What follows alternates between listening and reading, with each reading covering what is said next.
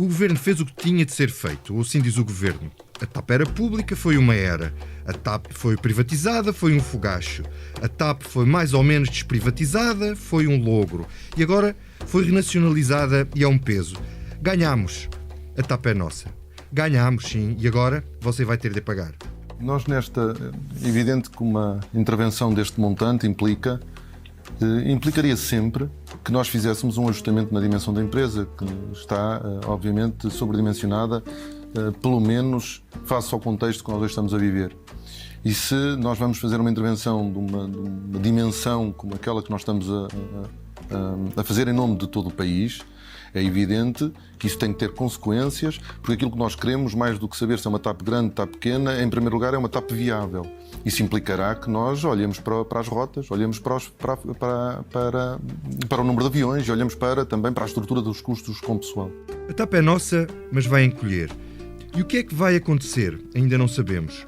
O Ministro não sabe, o Primeiro-Ministro ainda não sabe. Pedro Nuno Santos diz que não consegue ter a percepção de que reestruturação vão os novos gestores fazer. Mas também ainda não se sabe quem vão ser os novos gestores. Tudo, porém, que não ponha em causa a dimensão da TAP. Se isto não é coisa seu contrário, é o que parece. Ora bem, se os membros do governo não devem especular sobre a dimensão da reestruturação da TAP, disse Pedro Nuno Santos na SIC a responder a uma fonte anónima da televisão, nós podemos especular e já lá vamos. Isto vai ser um novo banco? Quanto é que vamos pagar pela TAP? A empresa foi mal gerida nos últimos 4 anos? O que é que andaram a fazer lá os representantes do Estado? E o Governo? E os ministros? Deixar cair a TAP era um prejuízo para o país. Resta saber os prejuízos que vamos ter para evitar o prejuízo. O ministro andou ontem divertido a responder a haters no Twitter, mas o caso é sério. É tudo economia estúpido, mas também é tudo estupidamente político. O governo vai correr riscos, é para isso que os governos servem, e Pedro Nuno Santos vai transportar aos ombros o peso desta decisão. Agora a música vai ser mesmo outra, mas também no governo e na carreira de Pedro Nuno. Tudo correr mal vai pesar-lhe nos ombros, quer venha a liderar o PS, quer não. Mas deixa aqui uma aposta. Quantas comissões de inquérito vai haver à privatização, à reversão, à renacionalização e ao que vier aí da TAP? Vamos passar anos a falar do que aconteceu esta semana. Noutra frente de combate, mais riscos para o governo. A esquerda a descolar e o PCP a deixar ainda mais dúvidas sobre o futuro. Estão a pensar dar nova vida ao chamado Bloco Central, que pode ser formal ou pode ser informal, mas que será sempre, como foi no passado, o bloco central de interesses no plano político e no plano económico. É isso que está em marcha, com o contributo do Presidente da República, que está empenhado para branquear o PSD. Para debater estes temas, convidámos a Anabela Campos, jornalista do Expresso, que teve uma semana terrível, a semana passada, a acompanhar a novela da TAP. A Anabela está em casa. Olá, Anabela. Olá, semana duríssima para todos. A Mariana Lima Cunha, que cobre o Parlamento e as esquerdas, teve uma semana calminha, fantástica, maravilhosa. Um 7 Olá, em Mariana. 10. Um 7 em 10. Olá, Vitor. E o David Diniz, diretor adjunto do Expresso, comigo faz a dupla residente neste podcast. Teve mais uma semana daquelas que é costume. A dormir. Aqui no jornal. Eu sou o Vítor Matos e esta é a edição número 134 da Comissão Política.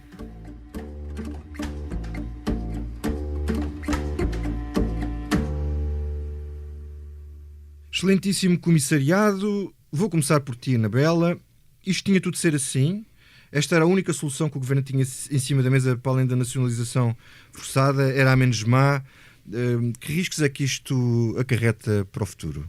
Bem, a TAP tem tudo para correr pessimamente, e porque por várias razões, mas uma delas, e muito irrelevante, a TAP, tal como todas as companhias aéreas, está neste momento a viver a sua maior crise de sempre. Os aviões continuam, apesar de já ter começado a voar, continuam em terra,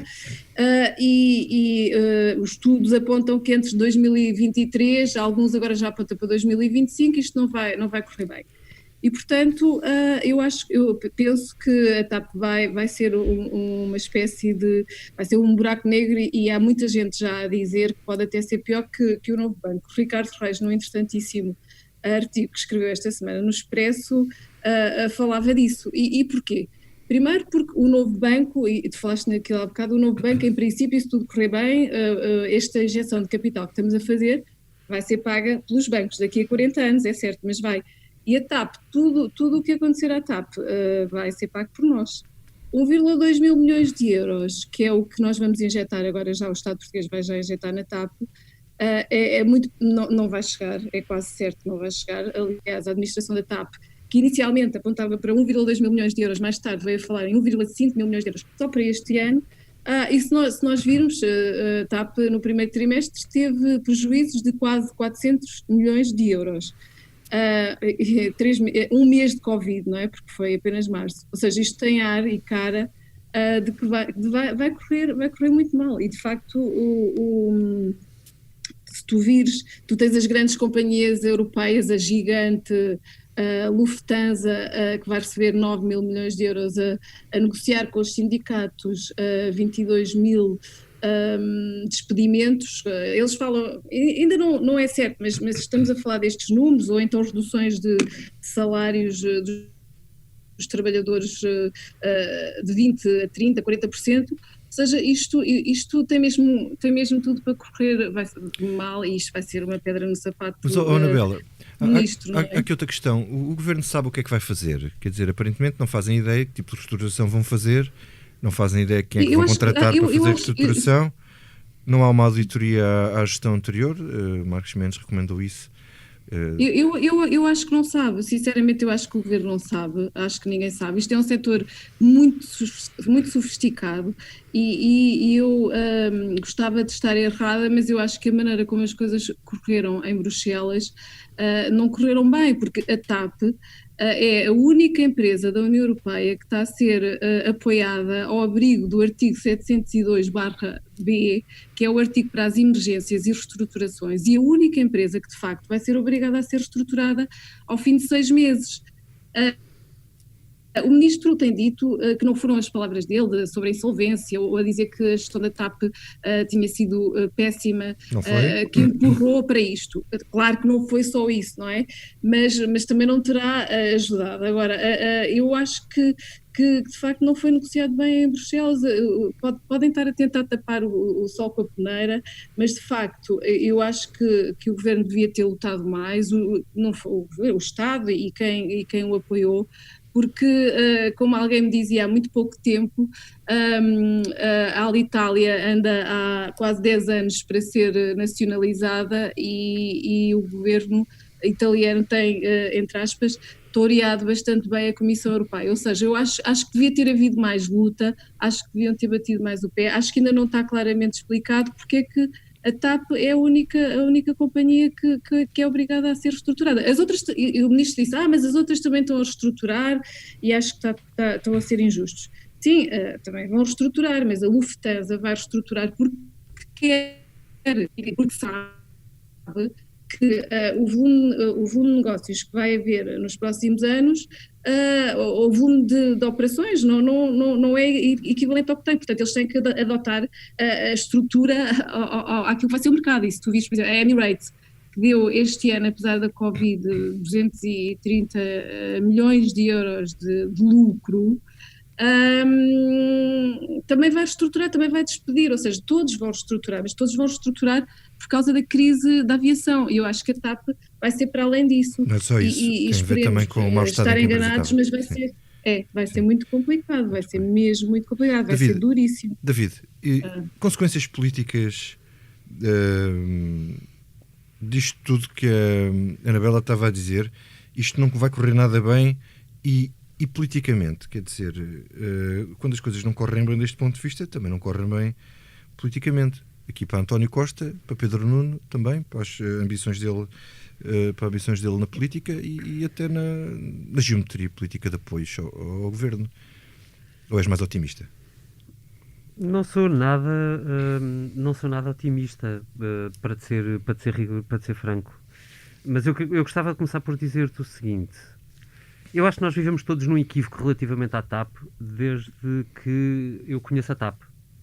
E o equívoco é que a TAP pode dar dinheiro.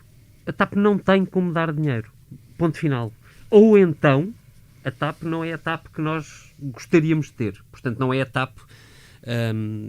vocês vão me permitir, eu vou tirar a máscara, estamos distantes uns dos outros. Não é a TAP que faz que está sujeito a todas as pressões que um país pequeno como Portugal gosta de impingir à sua companhia aérea dita de bandeira. Portanto, nós chegamos àquele momento em que temos de perder a ilusão de que a TAP vai servir para aquilo que nós gostamos muito que sirva, como seja, por exemplo, a velha questão de servir o aeroporto do Porto. Quer dizer, se nós queremos que sirva ao Porto, nós vamos ter que estar dispostos a pagar pela TAP. Se nós não queremos que sirva ao Porto, então se calhar podemos ter uma TAP diferente que possa eventualmente voltar a crescer daqui a uns tempos, quando esta pandemia desaparecer. Portanto, isto é o ponto prévio. Relativamente à questão do risco, eu acho que há aqui uma ironia interessante. É que este governo e esta maioria apareceram há 5 anos com uma mensagem política central que era a mensagem do anti-troika. No sentido de jogar contra o memorando, jogar contra as pressões de Bruxelas, jogar contra os condicionamentos, contra o TINA, o velho lema de que só havia um caminho para percorrer. E foi contra tudo isso que António Costa sobressaiu. E as coisas correram bem porque o vento estava de feição. E verdadeiramente a TAP aqui é uma bandeira, assim, mas não é uma companhia de bandeira, é uma bandeira porque simbolizou como foi possível passar esta mensagem em tempos em que o vento corria a favor. Portanto, o avião voou. Mesmo sem grandes lucros, ou se quiseres até com prejuízos. A TAP foi-se refazendo e foi conseguindo construir uma estratégia. Podemos contestá-la, mas tinha uma estratégia. E a estratégia era, para simplificar, a Anabela explicará isso melhor do que eu, absolutamente centrada na América, porque para a TAP servir para alguma coisa que a Ibéria já não servia, era ligar o continente europeu ao americano e tentar ganhar escala com isso. Essa estratégia acabou com a pandemia. E a ironia de que eu vos falava há pouco é que o governo que começou e que embandeirou a mensagem de que afinal havia outro caminho, agora só tem uma maneira de se proteger do risco político disto, que é exatamente a maneira que Pedro Passos Coelho teve quando chegou ao governo. É proteger-se que o memorando de entendimento vai ter que assinar com a Comissão Europeia. E o memorando de entendimento vai ser a única barreira que o governo de António Costa e Pedro Nuno Santos, se quiseres, vão ter para se protegerem das 1001 pressões que vão aparecer sobre a TAP nacionalizada. Porque o problema da TAP nacionalizada não é o capital público e nós temos que meter lá dinheiro. Nós teremos que meter lá dinheiro de qualquer maneira se queremos ter uma companhia aérea. A questão, e também podemos discutir se queremos ter uma companhia aérea, mas admitindo que queremos, e pelo menos do ponto de vista de representação partidária, há um consenso nesse sentido, as pressões vão passar a vir de todo o lado, como já vinham de todo o lado quando a TAP não era uma empresa pública, ou naquele intervalo, eu acho que curto, em que não foi uma empresa pública, porque depois disfarçámos se era por empresa pública ou privada.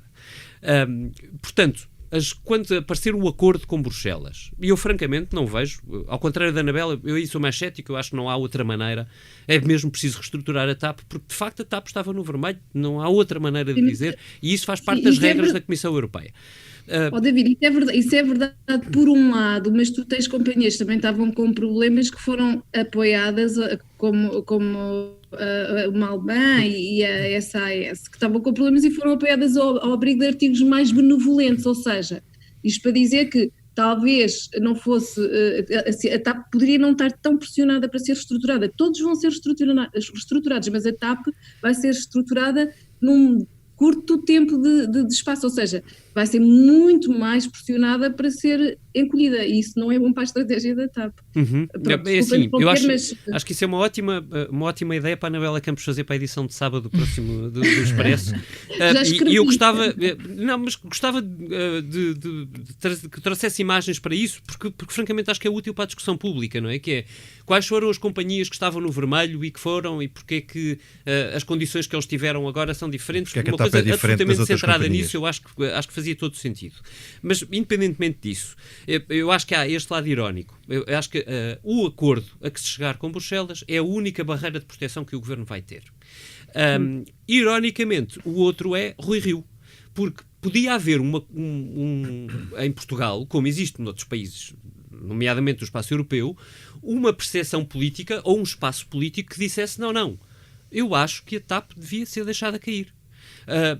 até para renascer outra de novo, como já aconteceu em alguns casos na Europa, a Anabela também conhece essas histórias, ou pura e simplesmente deixar de existir, quer dizer, é possível, em tese, e eu acho, ao contrário de Pedro Nuno Santos, que não é preciso ser um extremado absolutista para defender que podemos viver sem a TAP. Acontece o caso que em Portugal não existe esse espaço político a não ser na iniciativa liberal. E, portanto, como o PSD diz, não, tem que ser nacionalizado, o Governo tem também essa proteção, que apesar de todos os riscos, é uma proteção simpática. Isto é uma boa deixa para passarmos à Mariana. Mariana, uma reestruturação dura da TAP, protegida ou não por um memorando, por as negociações com Bruxelas, vai causar, e com o apoio do PSD, ou sem que o PSD seja contra, vai causar, com certeza, impactos à esquerda. Quer dizer, como é que tu lês isto para o futuro? Isto vai dificultar muito mais a governação, a governabilidade, ou os partidos vão separar as coisas? A esquerda já começou a deixar perceber um bocadinho quais é que vão ser os argumentos e as cartas que vão estar em jogo.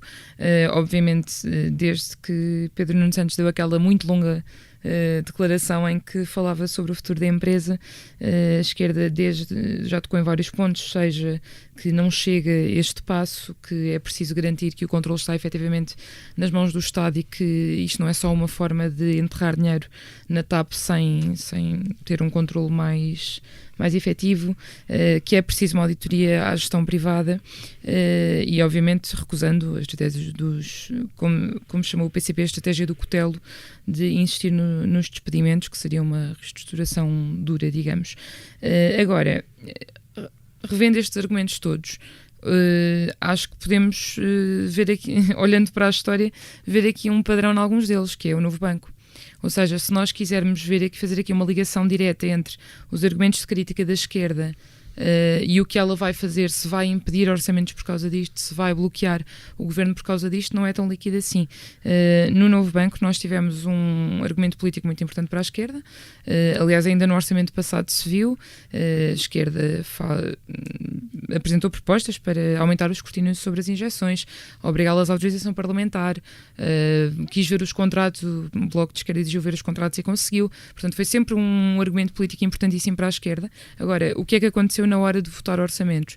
Isso nunca pesou mais do que todas as outras negociações com o governo. Ou seja, mais vale ter a TAP, apesar de uma reestruturação, do que não ter. Eu acho que vai depender muito dos argumentos que a esquerda agora conseguir junto do governo, não é? Ou seja, no passado, durante os tempos da geringonça e até no último orçamento, já fora, formalmente pelo menos fora desses acordos, havia argumentos tendo em conta devolução de rendimentos, de pensões, de cortes, etc., que eram significativos para as pessoas, que as pessoas conseguiam sentir, e portanto a esquerda considerava que na balança ainda havia um peso maior das suas bandeiras e das suas conquistas, que era possível vender numa luz mais positiva, apesar de haver sempre a pedra no sapato do Novo Banco, e aliás a direita sempre acusou a esquerda de hipocrisia nisto, não é? Dizer, vocês gritam contra o Novo Banco à segunda, à quarta e à sexta, mas a seguir aprovam orçamentos. E a esquerda sempre considerou que, apesar de tudo isso e apesar do Novo Banco, havia argumentos para não só deixar passar, como aprovar com um voto a favor os orçamentos todos. Portanto, a TAP o que pode ser em termos de pressão sobre o governo, de facto a esquerda tem aqui agora um argumento mais forte, não é? Que é preciso compensar com uma negociação, se calhar com outro tipo de negociação, com outras garantias para a esquerda, um sapo muito grande que pode ter de engolir aqui. O ponto é que, se me permites, eu acho que há aqui acho que há aqui um problema de base para a esquerda. É que no Novo Banco havia o argumento de que era preciso nacionalizar. Aqui a TAP já está nacionalizada. E depois dizer, mas vocês têm que gritar mais alto com a Comissão Europeia, é uma coisa que não vai, quer dizer, não vai caber no discurso do Bloco de Esquerda e do PCP, como é evidente, faz parte do ideário. Sim, já está a caber. Mas por isso é que eu digo que há aqui uma ironia gigante. É porque é exatamente esse acordo que vai ser negociado com Bruxelas, e onde nós sabemos que o Estado português tem literalmente mãos atadas, que o governo se vai resguardar. Portanto, nós vamos ter aqui um problema quer dizer, de facto ela é nacionalizada, mas o mesmo aconteceria com o novo banco. Se o novo banco fosse nacionalizado, não era nacionalizado nas condições em que todos nós gostaríamos muito, que era... Eu como contribuinte, o que eu gostaria era que ele fosse nacionalizado sem que nós pagássemos um tostão. Sim. Isso era bestial, Mas não isso havia não riscos para ninguém, não havia possível, problema não é? nenhum, estava ótimo. Mas a vida não é assim. Acontece que não é, pois, não é, é pena. Pois não, tens os Ana- depósitos, não é? Tinhas que pagar os Anabela, depositantes. Anabela, olha, eu tenho aqui 3 questões que eu acho que eu gostava que tu nos esclarecesses, que eu acho que são interessantes. Primeiro, o que seria a vida em Portugal sem a TAP? Que é um dos argumentos que o governo utiliza para não ter deixado de cair a empresa. A questão do turismo, a questão do hub em Lisboa, das comunidades, etc. Isto, e dos fornecedores, o impacto na economia. Depois, o que é que falta saber neste processo todo? Desde a venda aos privados, desde depois da reversão deste governo, quais são os ângulos mortos disto e que nós ainda não sabemos e que convinha saber. E depois, finalmente, a história não está a ser contada ao contrário. Quer dizer, de certa forma, o Sr. Neelemann não fez um bom negócio ao livrar-se da TAP neste momento, por 55 milhões, quando a perspectiva de perdas futuras ou da falência eram bem piores. Exato. Isso tem a ver com os ângulos mortos e essa última pergunta. Há muita gente a dizer e começa a aparecer a verdade que afinal David Neelemann fez um excelente negócio em ir-se embora, porque a aviação vai ser trágica nos próximos anos em termos de contas e afinal ele agora ainda sai com 55 milhões e poderia sair com nada daqui a uns tempos. Portanto, na verdade, até pode ser que para ele tenha sido o melhor que lhe aconteceu no meio disto tudo. Nós não sabemos ainda exatamente os termos do acordo. O acordo, aliás, ainda não está assinado, faltam os documentos e esperemos que tudo corra bem e que não tenha sido precipitada aquela conferência de imprensa, como alguém já me disse. Eu espero que não, acho que não. Ainda faltam assinar alguns papéis, nomeadamente em relação à questão da Azul. A Azul tem o tal empréstimo de 90 milhões de euros à TAP, que vai continuar a ter com aquelas taxas de juros extremamente generosas de 7,5% até 2026. Nós, na verdade, conhecemos muito pouco do acordo, como vimos que conhecíamos muito pouco do acordo não só da privatização, como depois da reversão da privatização, ou seja, nós sabemos sempre muito pouco destes processos, porque há aquelas cláusulas secretas ou não, mas indecifráveis muitas vezes, que nós não temos acesso. Portanto, enfim, eu acho que ainda há muito para esclarecer, nomeadamente se Neelemann abdicou ou não das tais, aparentemente abdicou, não é? Mas o que é que terá levado a abdicar e o que é que recebeu em troca daquela supressão, daquele empréstimo, no fundo, que ele, através da Atlântica, ele e Pedrosa fizeram no valor de 225 milhões de euros, porque isso, aparentemente, ele dá de barato metade disso. Mas, Ou dá de barato, e eu também já Não perguntei... sei se é de barato, logo se vê. é de caro. Não é de barato, custa 55 milhões, não é de barato, é 55 milhões, mas 55 Anabela, milhões, e 100 milhões, o que é que o país perdia com o fim da TAP, realmente? Pronto, a TAP era isso. A TAP é de facto uma empresa muito importante para a estratégia do turismo português. Não sei se alguma vez o governo e o Estado se sentou para desenhar essa estratégia a par da TAP, se a TAP, como vinha dizendo, ela sozinha é que batalhou pelo mercado norte-americano, que de facto tem sido muito importante para o mercado português, porque trouxe 1 milhão de americanos à economia e de facto é a maior exportadora de serviços portuguesa, paga mais de 350 milhões de euros de impostos, tem 10 mil trabalhadores diretos, muitos deles extraordinariamente bem pagos, são muito importantes para a economia, ou seja, há um papel muito importante que a TAP desempenha e desempenha através deste hub,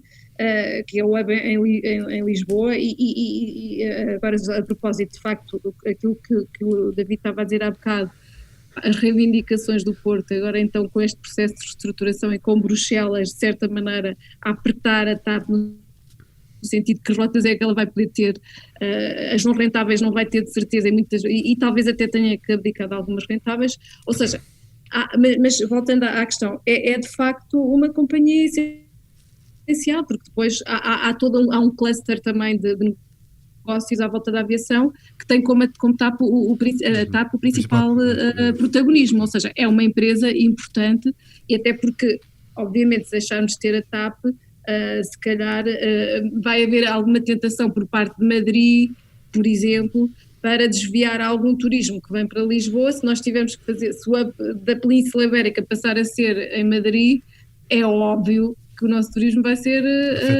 penalizado com isso. Portanto, a TAP é uma empresa importante, mas é importante que seja pensada estrategicamente. Não seja uma arma política, como tem sido nos últimos dias, nos últimos meses. A TAP não pode ser uma arma política, acho eu. É um assunto demasiado sério. David, enquanto arma política, aqui duas questões. Primeiro, quando as coisas se tornarem mais complicadas, se tu achas que por causa desta questão toda dos ângulos mortos, se poderá haver comissões de inquérito para tentar perceber as várias fases deste processo, que erros é que foram cometidos ou não. E depois, ainda sobre a questão dos ângulos mortos, que dúvidas realmente é que tu tens sobre isto? Por onde é que uma pessoa pega, meu Deus? Isto é um filme. Se calhar começar por dizer só, na sequência do que dizia a Anabela, que a arma política, a TAP foi sempre. Eu não me lembro de um período em que a TAP não tenha sido uma arma política. E sempre com prejuízos avultados e com negócios incrivelmente difíceis de perceber, no sentido de racionalizar. Como o do Brasil, é obviamente o exemplo máximo.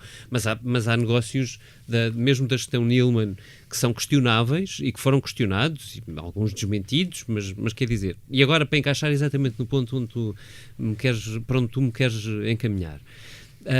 O problema não é restrito à TAP, mas em Portugal nós temos um problema muito grave de opacidade. Em Portugal não há uma cultura de transparência relativamente ao negócio público. E isso na TAP aconteceu sempre, aconteceu com a privatização, aconteceu muito com a renacionalização. E agora aconteceu com, como é que podemos chamar a isto? É porque dizem que não é bem nacionalização, mas tinha havido uma renacionalização. Isto chega a este ponto, quer dizer, a opacidade dos processos tem evidentemente um contorno político sempre. E era isso que eu queria dizer. O problema da opacidade não é nós não sabermos porque há cláusulas secretas, que é chato por causa do mercado. Esse não é o ponto. O problema é que eles são opacos em Portugal, ao contrário do que acontece em países que não têm essa cultura pouco democrática, pouco aberta, pouco transparente, porque existe uma conveniência política em proteger a informação. Lá está o exemplo de, há 4 anos, havia uma renacionalização e agora o Governo tentou vender-nos que isto não era uma nacionalização. Pois, eu só admito que não é uma nacionalização se assumirmos que já era nacionalizada, coisa que aparentemente o Governo deixou de assumir. Portanto, eu acho que há... Tipo de nacionalização, é assim como o queijo da Serra, é o tipo Serra? Eu acho que nestas coisas, eu acho que a transparência é sempre ótima conselheira, porque é formadora da opinião pública. Eu acho que é muito importante que se discuta o papel da TAP agora, no momento em que estamos, porque evidentemente a consequência disto não vão ser 1,2 mil milhões de euros, porque estes 1,2 vão ser apenas um balão de oxigênio para a TAP aguentar viva. É só isto que estamos a falar. Porque todo o resto de adaptação ao novo mundo da aviação no tempo da pandemia, no tempo intermédio enquanto durar a pandemia e no pós-pandemia, é uma incógnita absoluta. Não é só para a TAP, evidentemente, mas para a TAP vai ser particularmente doloroso. E é muito importante que se discuta isso com papéis em cima da mesa. Porque se a TAP voltou a ser uma empresa pública, e agora já não há nenhuma dúvida que é absolutamente crucial que o público saiba para o que é que está a pagar. E eu acho, David Diniz, acho ou entendo que a TAP é de facto importante para o país. Eu não deixaria cair a TAP. Eu acho que é importante nós estarmos conscientes que vamos ter que pôr dinheiro na TAP. Mas eu tenho uma consciência das perdas económicas que nós teríamos de qualquer maneira se não tivéssemos que pôr este dinheiro na TAP, que eu admito que muitos portugueses não tenham, porque esta informação não existe. Porquê? Porque o Governo quis proteger-se durante 4 anos numa espécie de renacionalização que na verdade não era. Este talvez seja o momento para voltarmos a pôr os pontos nos is e de voltarmos a exigir ao governo em curso, que é este que nos apresenta a documentação necessária, e se tivermos que ir para uma comissão de inquérito para que o governo seja obrigado a dar documentação, magnífico. Se for de livre e espontânea vontade, tanto melhor, porque a democracia ganha com isso. Muito bem. Deixa-me só dizer que eu acho que de facto isto devia ser muito bem explicado, porque as pessoas os portugueses já estão a ficar com pouca paciência não é paciência, porque na verdade depois isso traduz-se em desemprego, em salários que não aumentam, para estes negócios pouco claros em que se mete muitos milhares de milhões de euros. E deixa-me só também dizer que nós não sabemos como é que vai acabar este processo. E há muita gente a dizer da aviação que pode acabar com a TAP a desaparecer. E na melhor das hipóteses a ser comprada por uma empresa, o Lufthansa, que isso era uma coisa que podia acontecer e que já esteve em cima da mesa. Só que a Lufthansa nos próximos 3 anos não vai poder comprar, porque vai receber uma injeção de 9 mil milhões de euros. Ou seja, isto é um processo que ainda vai ter muitas surpresas pelo caminho e vai demorar muito até ficar completamente E aqui claro. nas comissões Obrigada. políticas vamos falar muitas vezes da TAP e se calhar vamos te convidar mais vezes, porque será importante ouvir o que tu tens para dizer. Mas, entretanto, o orçamento suplementar foi aprovado com a ajuda do Bloco, mas também do PSD, o outro pé da geringonça, que nós desconhecíamos, e com o PCP de fora. E isto enquanto Jerónimo de Sousa levanta as bandeiras vermelhas contra o Bloco Central e mete Marcelo Rebelo de Sousa dentro da sopa do PS. Mariana, isto é bluff, preparação para as presidenciais, ou podemos ver aqui a gênese de uma nova fase de crise política iminente, apesar de Jerónimo de Sousa ter dito recentemente que não estava a haver uma crise política como expectável no futuro próximo? Eu acho que ponto prévio, ponto cínico. Tanto quando falamos da pressão sobre um dossiê específico como a TAP e os efeitos que isso pode ter nos orçamentos futuros, como quando falamos do chumbo do PCP no suplementar, o ponto prévio é sempre este. Enquanto os partidos não acharem que sairiam melhor de uma crise política do que estão agora, não vão provocar, não é? E, portanto, ou seja, eu não estou a dizer que não tenham, de facto, argumentos políticos de fundo e que não analisem os orçamentos ponto a ponto e a análise não seja honesta, mas, sendo nós honestos também, neste momento, provavelmente, talvez o PS e o Chega que no fim do dia, pudessem ganhar alguma coisa no com fim isso. do dia, enquanto as sondagens forem favoráveis ao PS, não acontecerá nada. Pelo menos é improvável que aconteça ou que arrisquem isso. Ainda assim, não estou com isto a desvalorizar o significado que o chumbo do PCP teve no suplementar, até porque se é verdade, por um lado, que era um momento perfeito para criar, alguém me dizia no outro dia, criar um problema sem dor, criar um problema sabendo à partida que o orçamento não seria chumbado por causa disso, porque já havia uma viabilização garantida da parte do PSD e uma abstenção que já tinha sido prometida pelo Bloco. Portanto, já havia uma viabilização garantida, não havia o perigo de ficar com ônus nenhum de uma queda do governo. Portanto, desse ponto de vista, é uma viabilização uma não viabilização sem dor. Por outro lado, é de facto um sinal relevante de futuro. Se nós recuarmos há uns meses nós estávamos no orçamento de 2020, estava a acontecer o grande drama da crise do IVA, e nós estávamos a escrever que o PCP estava na fotografia colada ao governo, que era um dos partidos que estavam a impedir que o IVA descesse, e o PCP estava a justificar-se nesse sentido.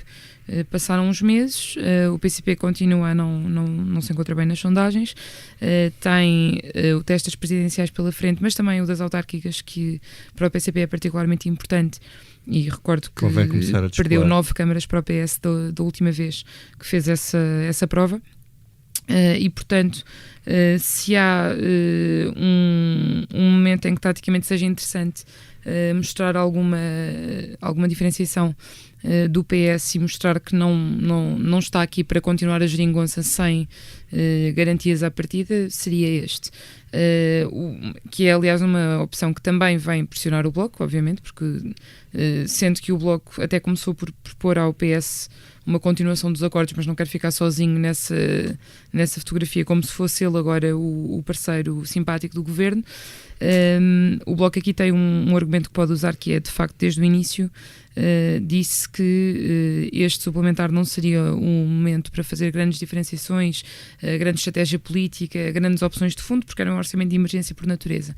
E que, portanto, em 2021 é que estariam os olhos postos da esquerda, porque ali é que seria o momento de o governo se definir. Portanto, tanto de um lado como do outro, o PCP já com este aviso duro, o Bloco com um aviso que tinha feito antes, estão concentrados em 2021 e poderão usar esta nova ameaça que o PCP tem, que é já tem uma prova material de que pode chumbar um orçamento, que pode tomar uma atitude mais extrema, para partir com uma vantagem negocial também para as negociações de 2021. Até lá é improvável que alguém queira uma crise política antes de verificar se tem ganhos na próxima negociação. David, António Costa também já disse agora por estes dias, repetiu-se 2 vezes, que não espera que venha a haver crises políticas. Isto é assim uma espécie assim de ameaça? Ameaça, medo... Provavelmente... O jogo. Não, quer dizer, o jogo é sempre, não é? A política é um jogo e deve ser isso, não é? Evidentemente, quando o governo não tem maioria, tem que jogar. Jogar é procurar apoios, tentar mantê-los, ganhar outros, quando perde alguns. E eu acho que António Costa pode estar na iminência de um período destes. É assim, eu acho que eu acho que o PCP percebeu o que aí vem. E eu acho que essa é a questão central disto. É que aquilo que aí vem... a Comissão Europeia, gravamos esta terça-feira, princípio da tarde, e a Comissão Europeia decidiu rever os cenários macroeconómicos, as estimativas de crescimento para este ano. Das economias da zona euro, uma queda brutal, de mais de 8% em média da zona euro. No caso português, é uma das maiores revisões face às primeiras estimativas que a Comissão Europeia tinha feito este ano, e estamos a falar de uma queda já muito próxima dos 10%. Uma queda de 10% no PIB é uma coisa avassaladora. Avassaladora. Tem consequências económicas, sociais, absolutamente inquantificáveis. Nós não estamos a perceber o filme em que estamos metidos. O PCP já percebeu. E o problema é que o PCP, colado a um governo que vai estar nesse pântano, é um cenário dantesco para o Partido Comunista Português. Portanto, a questão não é se o orçamento suplementar era isto ou aquilo. A questão é, nós vamos estar na maior crise económica e social da nossa vida e o PCP não quer estar colado a isso, não quer estar no governo, não quer ter essa responsabilidade. E tinha uma oportunidade de ouro no orçamento suplementar, porque sabia que o seu voto não era necessário para se pôr fora no momento certo, para depois fazer uma avaliação. E deixa-me só dizer uma coisa, David, que eu me esqueci de dizer há pouco, e também o PS estendeu-lhe um bocadinho a passadeira para esse pretexto, quando surgiu a dinâmica PS-PSD em pleno suplementar, e qualquer pessoa que assistisse àquelas votações via que as negociações estavam a ocorrer naquele sentido. Sim, eu acho que tens razão. Eu digo em termos de pretexto, o PCP já tinha feito os seus avisos sobre vamos ter aí um problema sério. Nós já tínhamos escrito, aliás, que o Bloco de Esquerda parecia muito mais otimista em relação ao suplementar do que o PCP. Agora, a dinâmica que aconteceu ali no Parlamento durante as negociações do suplementar foi claríssima. Mas eu acho do ponto de vista do pretexto para o PCP. Há aqui um outro, eu acho que o PCP não tem ilusões de que Rui Rio não quererá dar o apoio no próximo orçamento. E daí que o timing seja precioso, porque percebendo que o Bloco de Esquerda ainda não ia descolar, porque o Bloco teve um histórico de tensão e de gritos com o Primeiro-Ministro que era difícil, tornava difícil sair do filme neste momento, o PCP saiu no momento. Saiu antes. O parceiro previsível, para António Costa era o parceiro previsível, e é previsível, se nós pensarmos bem, de facto é bastante previsível, não é previsível sempre no sentido que António Costa quer. Portanto, os avisos de António Costa na Comissão Política de sábado do Partido Socialista têm muito... António Costa já percebeu o filme. Quer dizer, ele sabe. Ele é Primeiro-Ministro, é obviamente um político experiente, inteligente. Estes 5 anos de governo deram-lhe mais experiência e sabe que o cenário com que está confrontado é um cenário absolutamente dramático.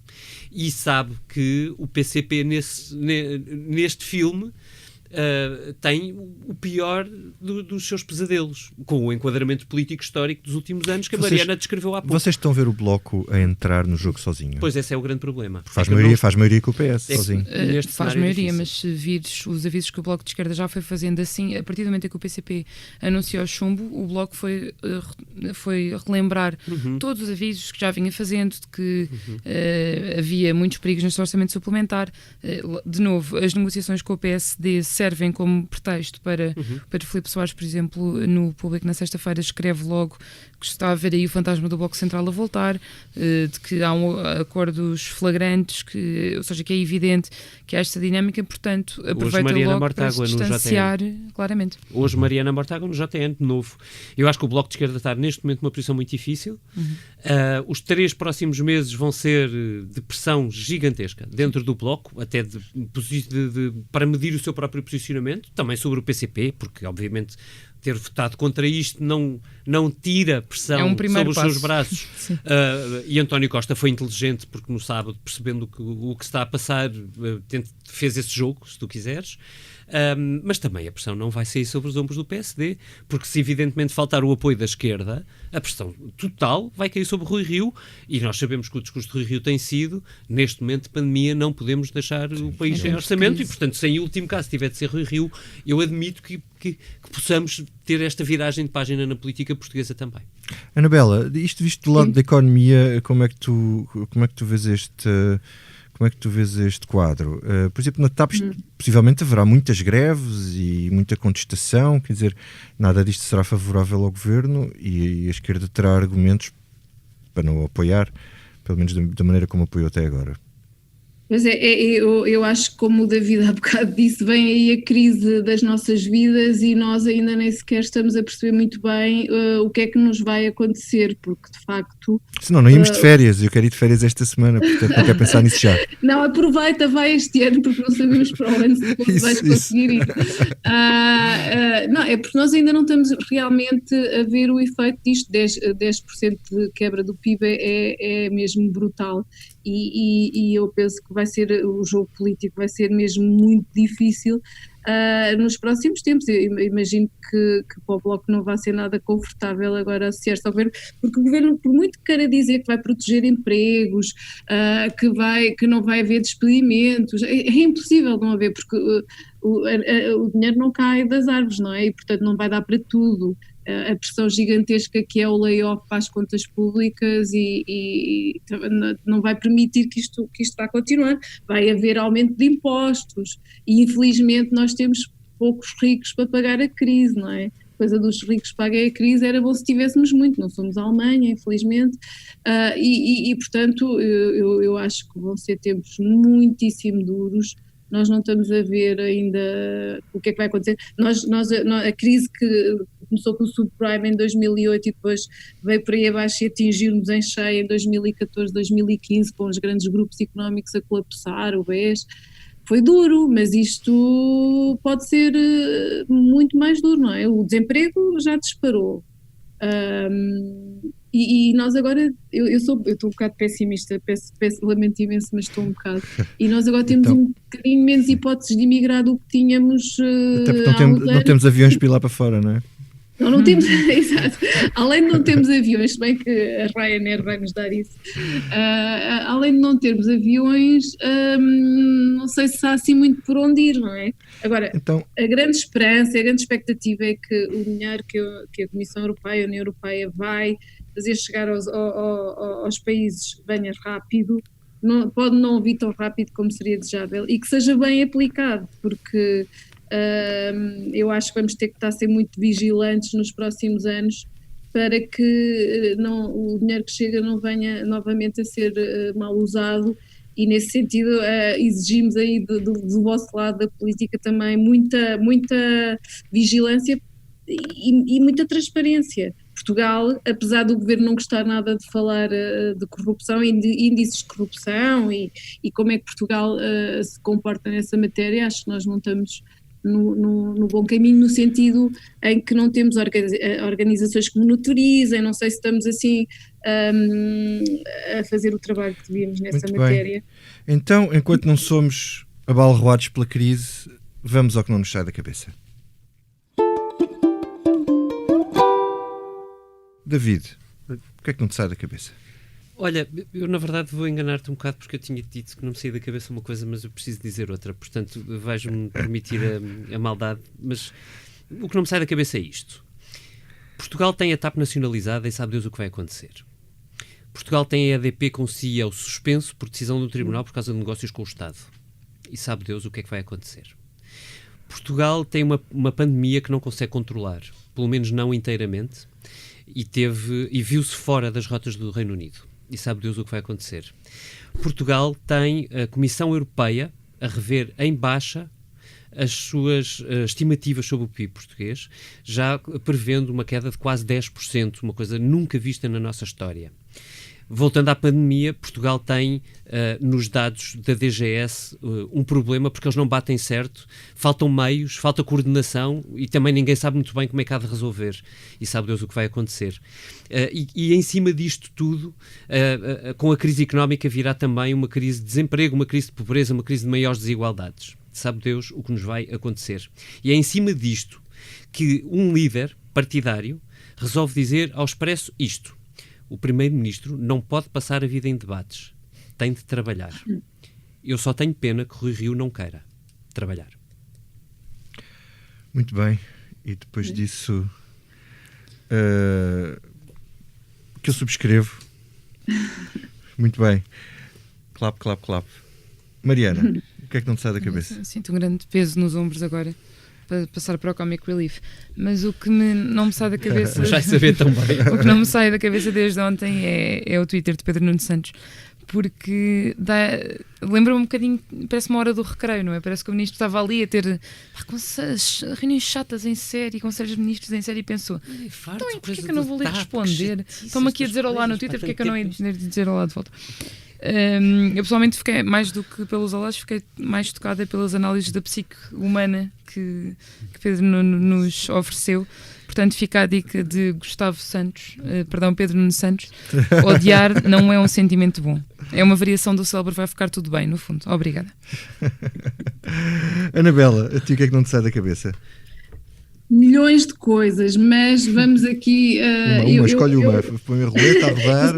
Eu sou bastante sensível à questão da liberdade de expressão e por todas as razões evocadas há bocado pelo David e pela seriedade daquilo que nós vamos ter que enfrentar, eu gostava muito que pudéssemos pôr os pontos nos is, dizer as coisas como elas são e não estar cá com escamoteanços, e nós somos pouco dados às vezes a ser profundos na discussão. E há bocado aquilo que a Mariana estava a dizer também do Pedro Nuno Santos, tem mais que fazer que andar a responder no Twitter, acho eu, não é? Ou devia, porque tem um ministério muito grande. Também tem de trabalhar. Exatamente. Chocou-me um bocado que uma universidade que eu respeito imenso, como a Nova, viesse de certa maneira puxar as orelhas à Susana Peralta, porque anda aí a dizer coisas que não deve. Eu acho que, pronto, a Susana Peralta será uma pessoa responsável e acho que as universidades não podem limitar o que andam a dizer os seus professores, porque lhes pagam também para eles pensarem, nós também lhes pagamos o curso para eles pensarem. E isso leva-me a outra coisa, a um filme que eu vi agora recentemente, que é o Sérgio, do Wagner Moura, e que me perturbou imenso. Eu não tinha percebido que o Sérgio Vieira de Melo, que foi tão importante para nós também, pelo papel que teve em Timor, na libertação daquele povo, deixaram-no morrer praticamente sozinho ali nos escombros, a ONU, porque ele de certa maneira tinha desafiado a ONU, ele não concordava com a estratégia que estava a ser usada pela ONU no Iraque e pronto, e o sítio onde ele estava foi bombardeado, e o que nós percebemos naquele filme, que é um filme histórico de certa maneira, é que a ONU não se preocupou muito em tirá-lo de lá e foi-se embora. Aliás, o seu representante máximo foi-se embora antes de Sérgio Vieira de Melo ter sido libertado daqueles escombros sobre os quais acabou por morrer passado poucos minutos. E, portanto, eu acho que vamos viver momentos muito sérios em que o medo de aprofundar e de discutir e de falar sobre as coisas como elas são não pode ser cerceado e, portanto, é uma das coisas que não me sai da cabeça. Anabela, só aqui uma coisa que me fez lembrar os meus tempos de faculdade é que a maioria dos meus professores claramente não eram pagos para pensar. Mas pronto, posto isto, não é isto que não me sai da cabeça. A mim não me sai da cabeça ainda não sei se já há resultados, haverá com certeza esta tarde, o facto de Jair Bolsonaro estar infectado com Covid-19 é uma extrema ironia. O presidente que se recusava a usar máscara, que se recusava a proteger os brasileiros, estar agora infectado, e se ele estiver infectado sabemos lá quantos membros do governo brasileiro poderão estar também. Espero que, se isto for verdade, ou mesmo que não seja, sirva pelo menos para que ele mude políticas, sobretudo também como fez o Boris Johnson no Reino Unido, que teve uma vida antes do Covid e uma vida depois de ter Covid. Pronto, e esta Comissão Política fica por aqui, com a fantástica edição multimédia do José Seduvim Pinto e a ilustração criativa do Tiago Pereira Santos. Ouçam que o vento mudou e ela não voltou. O David Diniz dizia há bocado que o vento estava de feição e os aviões levantam voo contra o vento, mas parece que o vento não está a ajudar. A TAP não voltou, pelo menos como era, prometeu voltar se o vento mudar, mas não dá para rebobinar o mundo para trás, para antes do que aconteceu, antes de chegar a pandemia. Adeus e até para a semana. As aves partiram, as folhas caíram. Ela quis viver e o mundo correr. Prometeu voltar se o vento mudar. E o vento mudou e ela não voltou. Sei que ela mentiu, para sempre fugiu. Vento, por favor, traz-me o seu amor.